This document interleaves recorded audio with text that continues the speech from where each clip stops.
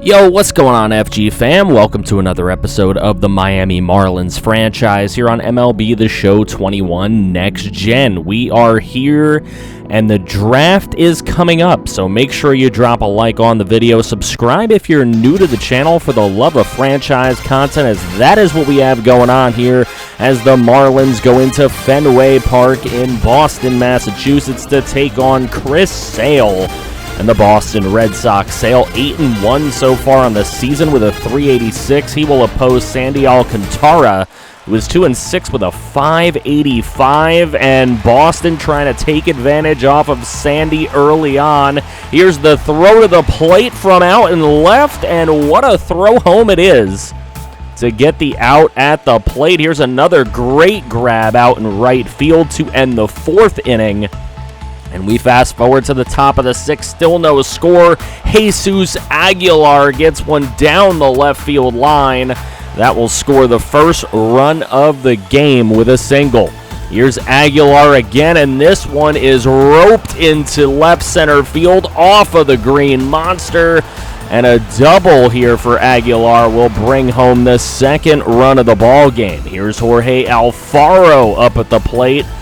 And this one will be easily caught out in right field to get through the top of the eighth. Roberto Osuna would come into the game later on. He's 11 of 13 on his save opportunities.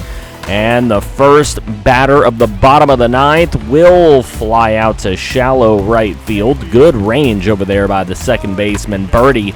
Now here's a dribbler up the middle, and nice play right there.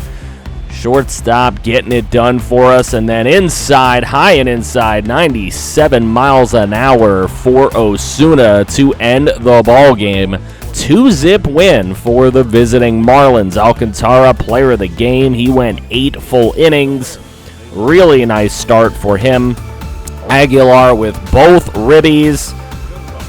What a good day for him. No bombs by either team, obviously. We didn't get one. We hand Chris Sale only his second loss of the season. That's a pretty good accomplishment, and we'll continue simming through the Red Sox series as we do end up taking 2 out of 3 in the Red Sox series. Then going up against Toronto, only a 2-game set. We've already lost the first, but it is time for the draft. Hope you're all ready for this. Again, make sure you drop a like. This presentation really took a long time to put together, and the first pick of the draft is Geno Schultz. He will be the number 1 overall selection by the Pittsburgh Pirates, the man out of Illinois from our scouting episode. There he is, a 65 overall, a potential. Alexi Murillo. Well, he's not Alexi Murillo, but he will be Benjamin Garcia. He will be the second selection to the Rangers. Then Roger Williamson will be the 3rd overall selection to the Detroit Tigers. Obviously, we took a look at him in the scouting episode as well. A potential. These are all going to be blue chippers pretty much. Benito Mota will be Ricardo de los Santos. So he will be a Red Sox. Then we have Sterling Olander, who will take over for Ramon Merced in the Orioles organization. Then the Diamondbacks went for Daryl O'Malley. So a certain Darren Montag is falling in the draft right now. Thad Guillory, the catcher, is the pick here at number 7. We took a look at him quite obviously, and he looked pretty good in this scouting review. So he will become a Royal. The Angels make the selection of Townsend over from the Florida Gators, and you take a look at him, and he could be pretty good for them. The Mets will get Gio Ramos, a 71 overall, a potential starting pitcher. William Hanna going to the Nationals at pick number 10. And William Hanna looks like he could be ready pretty soon. I mean, only a 60 overall, but the A potential. And then Montag, finally his skid stops in this draft as he will go to the Colorado Rockies, a 53 overall, A potential. He didn't have a great season down the stretch. Thomas Yamamoto to the Mariners. And Roger Dominguez, the Rutgers boy, will be going to Philadelphia to play for the Phillies as he is their first-round selection. So from New York to Philly for him, Emil Sosa is the selection for the Astros, the up-and-coming shortstop. And we'll see how that ends up working out. Obviously, Carlos Correa could be out of there soon, so maybe Emil Sosa will be ready by that time, but it's a long shot. Miles Hughesby out of Stanford is the selection for the Milwaukee Brew Crew. And there he is, 69 overall, a potential. Very nice. He's got a lot of power as well. Robbie McDermott will be going to the San Francisco Giants, and that means it is time for our selection at the 17th overall pick. You can see there's 2 blue chip prospects left. We've got to take one of them. It would be really stupid not to, between Richard Campos and Ryan Mueller. Now, Ryan Mueller, what really sold me on him is his walks per 9 and his Ks per 9, both being better than Campos. I know the home runs per 9 isn't quite there, but I think Ryan Mueller is definitely a guy we can work with coming out of Massachusetts. We'll send him all the way to Florida and let him become a Miami Marlin. And obviously, we took a look at Ryan Mueller at Boston College in the scouting episode, and he's definitely got the stuff to become a dominant closing pitcher, which I would love because Roberto Osuna is not signed for all that long on our team. We picked him up for a season. Richard Campos then will go to the Reds, and you can immediately see that our guy is the better selection, so I'm quite happy about that. The next selection out of Arizona State is Michael McHugh. He will become a St. Louis Cardinal, and he looks like he could be a hell of a player. Jesus Becerra, coming out of Venezuela, will be going to the Blue Jays. Doesn't look like a great pick. Neither does Alexis Fuentes, coming from Cuba and going to the Yankees. Then the Cubs come up. They're going to take Derek Vance out of Ohio State, and we'll see Derek Vance getting selected before his teammate Timmy Klink, and we'll see which one of them can make it to the bigs first, as Ivan Zambrano, coming out of Venezuela, was the pick for the White Sox. Didn't look like a great pick, and then the Indians will take the hometown kid from Ohio State. Mr. Timmy Klink is going to the Cleveland Indians. Then it was the Braves with the selection, and they would select Ryan Chambers, center fielder from the University of Texas. If these are user prospects, guys, don't be concerned about the way that they look on the card. I will be changing the looks as soon as I can. Andreas Ruiz is the bust-looking pick for the Twins. And then Isaiah Tejada becomes an Oakland A. Chad Bird, another bust-looking pick for the Padres. But remember, potentials can change, so they might have a chance. Elliot Sechrist will be going to the Rays. And then the final pick of the first round is the home run slammin' Jack Dawson, who will become an LA Dodger. At 73B, he definitely has some power. Jack Dawson can definitely play. Then with our competitive balance pick, which is the 31st overall pick of this draft, Richie Hawkins looking really good here out of Rutgers. And Richie Hawkins showed a lot in his young season, maybe coming out in the draft just a little bit early, maybe could have used a little bit more polish, but a 62B, great contact, and definitely something we are looking for out in left field. Ben Guillen was who we were looking at in the official second round of this draft. Just looked like somebody who had a world of potential, and Guillen playing for the Florida Gators alongside Nate Townsend. Those two guys made quite the 1-2 punch, and we have possibly our second baseman of the future with a 72B. Then looking at some more infield help, Bobby Robinson over at third base. He was from California, but he chose to play for Oregon and pretty much take ridicule from everybody in his family. But the Oregon Star we'll see if he can do a lot for us. He doesn't have a world of potential. There's a lot of people that don't think he'll ever get any better, but we'll see if he can prove the haters wrong. As Alexis Sanchez was the next guy we were looking at in our 4th round selection, and Alexis Sanchez looking like he could really play. He's coming from Vanderbilt, the Dominican Republic native, came on over to play 1 year of college ball, and he did pretty well, but we don't know if he has enough experience to really get it done. Nicholas Boucher, coming from Canada. He played a year of college ball, another international prospect trying to make a name in college ball.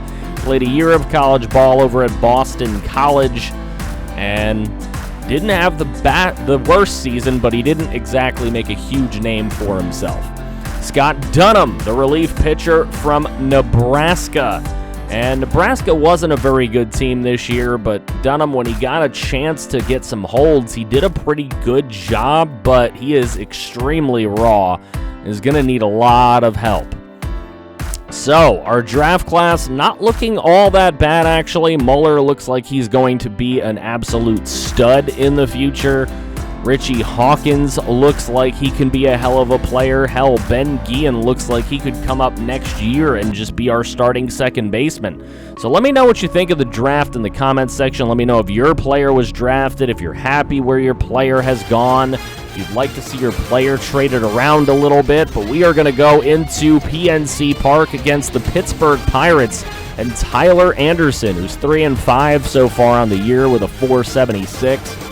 Our boy with a 4.31 is Eliezer Hernandez. He's 2-2 on the season. He's looking to improve a 138 whip. So in the first, he's in a little bit of a troubled situation here with Polanco up at the plate. The throw home from right is on target, and we get him at the plate to end the first inning. Here's a bouncer over to short, and that is not going to get it done as we get through the top of the second. Pirates get through unscathed. We get through unscathed all the way here until Garrett Cooper comes in, pinch hitting for the pitcher in the top of the 8th. And off of Tyler Anderson, he hits an absolute rocket out to left field. And it is over the wall and gone. 402, exit velocity of 101.8. And Garrett Cooper, in a pinch hitting situation, gives our Marlins a lead in this ball game with a rocket launcher out to left field. So Roberto Osuna gets another opportunity to come in. He's now 13 of 15 in save opportunities, a 2.50 ERA to try to close out this 1-0 lead. Gets a fly ball out to left for the first out. Then Brian Goodwin comes up and strikes out on the low changeup. Make it 2 away in the 9th, and then a strikeout on the slurve. Down and away to Polanco to secure the win for our Marlins on the road at PNC. So we end up splitting the series, the 2-game set, with the Pirates here. Eliezer Hernandez, player of the game, 7 innings, 5 walks, 6 strikeouts, but no earned runs. And that is the big story there. 6 hits from the Pirates. They got no runs off of it. Only 3 hits for us, and it was a solo shot from Garrett Cooper, who got the game won. It's now his 3rd homer and 19th ribby of the season. Hernandez lowers his ERA to 3.82, picks up the dub. Anderson will drop to 3-6 for the Pirates. He went 7 2/3. But just gave up 1 run too many as we go through this Colorado series, and we take a little peek into AAA. Next episode, we'll probably take a peek into AA, but here we are looking at our Jacksonville Jumbo Shrimp. We're actually 33-22 on the season, and Trevor Rogers has not been a huge part of that, as he is 2-6 with a 4.82 ERA and a 1.45 whip. Would love to see more from him, but Wade LeBlanc will be his opposing pitcher. 3-4 with a 3.52 ERA and only a 1.10 whip. So he's had a better season for sure. Let's see who would come away victorious in this one. Is Brett Cumberland off of Trevor Rogers? Not going to get to it. and that goes all the way up against the wall. That's going to easily score a run here for Norfolk, and the Tides will take a 1-0 lead. So with that 1-0 lead to the top of the fourth, Kyle Stowers into left. The shoestring catch cannot be caught. The Norfolk Tides are the AAA affiliate for the Baltimore Orioles in this case, as we are going to be playing against Heston Kierstad. So Ryan McKenna comes up to the plate here over Trevor Rogers, and he puts this one over the wall on a line drive, and the only spot that liner probably would have went over the wall in this park. 362, it is gone. Here comes Adam Hall, and he puts this one into right center field into the gap, this time against C.J. Carter, as that was the end of the day for Rogers. But a couple runs come home there. It is 7-zip, a 2-run triple. Here's Heston Kierstad. He hits a grounder up the middle to score from third, the runner there. It is 8-0. No chance for our jumbo shrimp, though. Tristan Pompey comes up. He's got a runner on third. He'll bring him home and take the out at first, just so that we don't get shut out, but it is 8-1. Top of the ninth, runners on the corners. This one's dove out and stopped, but can't get any outs. Gets one at first base, but you can't get the lead runner. It's 9-1. Here's an opportunity for our jumbo shrimp, but that is going to end it. We had some runners in scoring position, but a 9-1 final score, just not a very good game. Trevor Rogers takes the L. He gave up 5 runs, 5 strikeouts, 8 hits in just 5 innings. Ryan McKenna, 3 for 5 with the homer and a double on the day for the Norfolk Tides. McKenna, obviously the only one to hit the homer. That was his 4th of the year. He had 4 RBIs in the game. Hall had 2. Kierstad had 1. Stowers and Cumberland with all the RBIs for the Tides. For us, we had a couple doubles from Diaz, a triple from Scott and Chinea, and an RBI from Pompey, but that's about it. Colorado series, we dropped 2 games out of 3. Then the Braves series, we also dropped 2 games out of 3. So now looking 3 games after the first game against the Cardinals. We're 3 games under 500. And horrid news, Max Meyer will be out for 1 to 2 months, so the starting pitcher we would hope would take a really nice step forward and become our next big pitcher in the majors, potentially even just next year. Doesn't look like that's going to be the case, so we're in a little bit of a pickle there as we take a look at how some players are doing. David Peralta might need to be starting in the outfield from now on, as he's batting .310, but with only 187 at-bats. We've probably got to get him more reps out there because he is just batting pretty well so far on the season. Eliezer Hernandez looking like one of our better starters. Yimi Garcia looking like our best reliever, other than John Curtis, who I don't believe gets a ton of opportunities out there. Dylan Floro not doing bad either. I would have expected our rotation to be a lot worse. But in any case, it puts us on the bottom of the National League East. Now, the bottom of the National League East is not as bad as the bottom of the other divisions in the National League, and it still only puts us 3.5 games out of a wild card position. So, in order to really compete there, we have maybe going to have to make some moves at the deadline to either buy or sell, either tank or try to go for it. Let me know what you think we're going to end up needing to do when it gets to that point in the comments section below. Red Sox and Twins hold the American League wild cards right now, and it looks like it's going to be a really fine season. We will pick up in the next episode with a game against the St. Louis Cardinals, who are 41-25. That is a really good team. I want to see Jeff Samardzija on the mound again. So again, any comments on the draft or on the season as a whole, maybe potentially trades coming up, let me know in the comments section below so I can pay attention to them ahead of recording ahead of time. Drop a like and subscribe to the channel to support franchise content, which is what we do here, and click right here to see more franchise. I feel to break somehow.